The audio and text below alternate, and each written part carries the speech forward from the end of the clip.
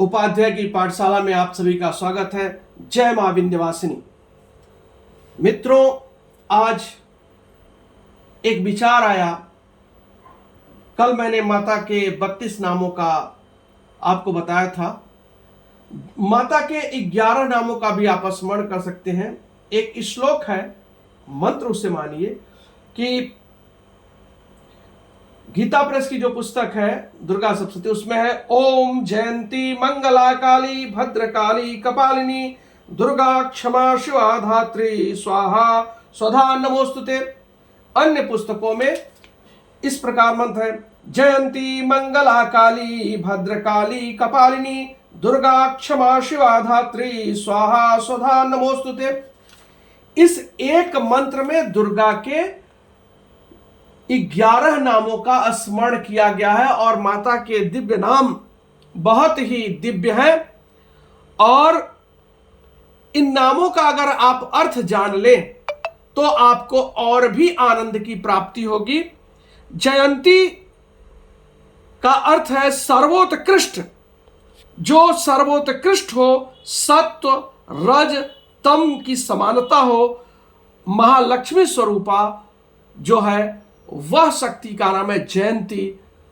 दूसरा है मंगला, मंगलात इति मंगला, जो मंग को देती है, गति को देती है, वह मंगला, अर्थात जीवन में जो शुभ गति प्रदान करती है वह मां होती है मंगला। काली, कलयत इति काली, जो संसार को स्वरूप प्रदान करती है वह माता काली कहलाती है।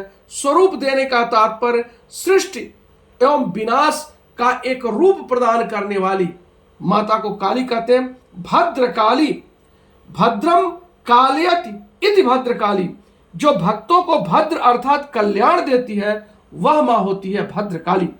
कपालिनी, कपाल शब्द के 4 अर्थ हैं। पहला अर्थ है फूटे घड़े का निचला हिस्सा, दूसरा होता है खप्पर, तीसरा मनुष्य के सिर का एक भाग, और चौथा है संसार रूप कमल। तो जो माता संसार रूप कमल को धारण करती है वह माता होती है कपालिनी। दुर्गा, दुखेन गम्यते ज्ञायते अथवा दुखे गीयते सा दुर्गा, जो कठिनाइयों से समझ में आवे अथवा दुख में जिसका कीर्तन हो उस माता का नाम होता है दुर्गा। क्षमा, क्षम्यते इति क्षमा, जो अपयशों को स्वभावतः क्षमा कर देती है, जिनके हृदय में बहुत दयालुता है, जो भक्तों का सदैव कल्याण करती हैं, उनके दोषों को क्षमा कर देती हैं, उस माता का नाम है क्षमा। शिवा, शिवम अस्ति अस्य इति शिवा, शिव अर्थात कल्याण, जो कल्याण प्रदान करती हैं उस माता चैतन्य रूप का नाम है शिवा। धात्री, जो धारण करती है, जो संसार का पालन पोषण करती है, धात्री, धात्री माँ भी कहते हैं, जो धारण करती, जो रक्षा करती, धाई माँ जिसको करती। तो हम सभी की वास्तविक धात्री जो है माता है, इसलिए धात्री भी कहा गया। स्वाहा,